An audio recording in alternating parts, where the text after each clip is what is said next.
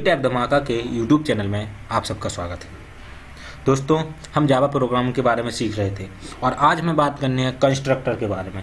Constructor जावा का एक बहुत ही बेसिक और इम्पोर्टेंट कॉन्सेप्ट है। तो पहले मैं आपको ब्लॉक डायग्राम के थ्रू इसको एक्सप्लेन करने की कोशिश करूंगा। दोस्तों, कंफ्यूज होने की जरूरत नहीं है। कंस्ट्रक्टर कोई खास बात नहीं है, बिल्कुल सिंपल है। जो अब तक आप यूज करते थे उसी का फॉर्म है, बस उसका नाम चेंज कर दिया गया है। देखिए वो कैसे यूज होता है, मैं आपको एक ब्लॉक डायग्राम के देके समझाने की कोशिश करता हूँ। देखिए, अभी तक आप क्लास बनाते थे, उसमें डाटा मेंबर रखते थे और मेंबर फंक्शन रखते थे और जिसको ऑब्जेक्ट के थ्रू यूज करते थे। अब कंस्ट्रक्टर क्या है? कंस्ट्रक्टर कुछ नहीं है, बस यही डाटा जो मेंबर फंक्शन आप यूज कर रहे थे वही मेंबर फंक्शन है। इसका यूज होता है डाटा मेंबर को इनिशियलाइज करने के लिए और इसकी 3 स्पेशल प्रॉपर्टी है जिनकी वजह से इसको अलग कैटेगरी में रखा गया है। वैसे ये नॉर्मल फंक्शन ही है, बस इसकी 3 स्पेशल कैटेगरी है जिसकी वजह से इसको अलग से कंस्ट्रक्टर का नाम दिया गया है। तो आइए एक एक करके हम उनके बारे में जान लेते हैं। सबसे पहली प्रॉपर्टी जो है, इसका नाम जो होगा क्लास के नाम के जैसा ही होगा, सेम नाम रहेगा।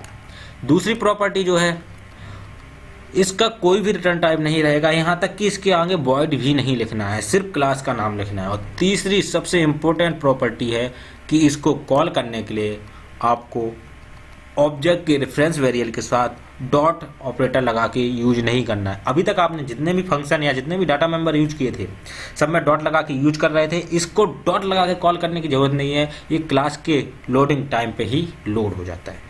तो आइए हम इसको प्रोग्रामिंग के थ्रू समझने की कोशिश करेंगे। चलिए, तो हम जल्दी से एक प्रोग्राम बना लेते हैं कंस्ट्रक्टर का।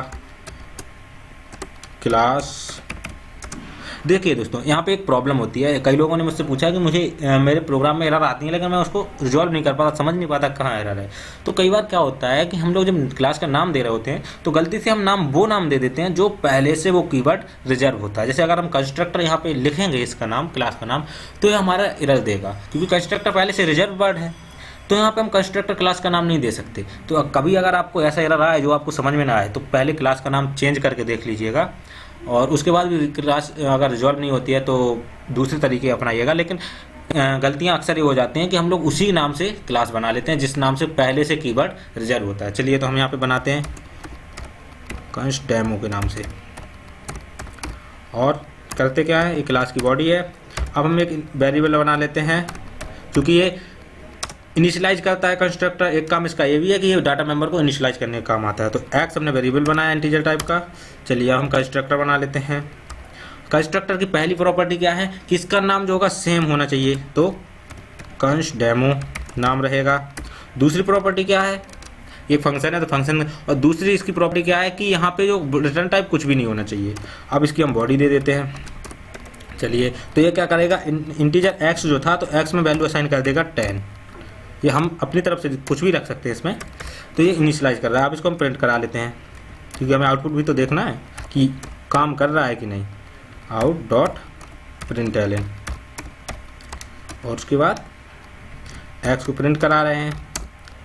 और ये देखिए, अब हम क्या करते हैं, मेन मेथड बना लेते हैं।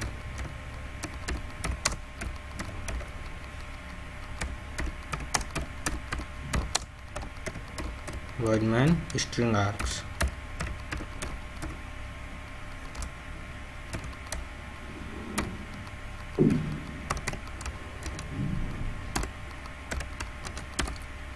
और इसमें क्या करते हैं, देखिए हमने तीसरी बात क्या कही थी, इसको डॉट ऑपरेटर लगा के जरूरत ही नहीं पड़ती है। तो हम यहाँ पे सीधे ऑब्जेक्ट बनाते हैं, न्यू और कंस्ट डेमो।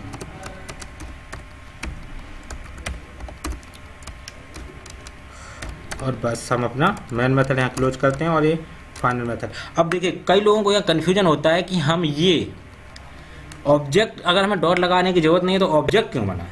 देखिए, हमने डॉट कब लगाते थे, जब रेफरेंस वेरिएबल के साथ लगाते थे। तो कन्फ्यूज मत होइए, बिना ऑब्जेक्ट के तो जावा में कोई काम होगा ही नहीं। तो ऑब्जेक्ट तो हमें बनाना पड़ेगा, लेकिन हमें रेफरेंस वेरिएबल की जरूरत नहीं है। जैसे हम यहाँ लिखते थे कंस्ट्रक्ट डेमो टाइप का, हम कोई वेरिएबल लेते थे, उसके इक्वल्स में इसको लिखते थे। लेकिन हमें वेरिएबल बनाने की जरूरत नहीं है, लेकिन हमें ऑब्जेक्ट बनाने की जरूरत है। तो मैं इसको सेव कर लेता हूँ, कंस्ट डेमो डॉट जावा, और मैं जाता हूँ। चलिए, तो देखते हैं जावा, ये रहा जावा, और ये देखिए कंस्ट डेमो के नाम से यहाँ सेव है। शिफ्ट और राइट क्लिक, उसके बाद ओपन कमांड विंडो है यार, इसको कंपाइल करा लेते हैं। जावा सी const-demo.java और कंपाइल करा के देखते हैं कहीं कोई एरर तो नहीं है। अगर एरर होगी तो हम उसको सही करेंगे। ये देखिए हमने स्पेलिंग में थोड़ी सी मिस्टेक की है। ये देखिए कंस्ट डेमो का डी स्मॉल रखा है ना। तो अब इसको हम कंपाइल करा लेते हैं, दोबारा से देखते हैं कोई एरर तो नहीं आ रही है। कंपाइल कराएंगे तो देखते हैं क्या होता है। ये देखिए कंपाइल हो गया। अब इसको हम रन कराते हैं। जावा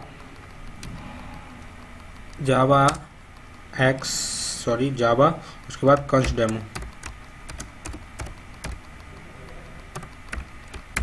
डेमो और इंटर करते हैं तो देखते हैं क्या आउटपुट आता है। ये देखिए अब हम आपको क्लियरली बता दें कि हमने यहाँ पे किसी भी ऑब्जेक्ट का यूज नहीं किया है और ये हमारे आउटपुट में लग गया है। तो आइए हम अपने प्रोग्राम में वापस आते हैं और वहाँ पे आपको कोशिश करते हैं एक्सप्लेन करने की। तो अपने प्रोग्राम में हम वापस आते हैं। ये हमारा प्रोग्राम है, इसको हम ओपन करते हैं, ओपन विथ नोटपैड।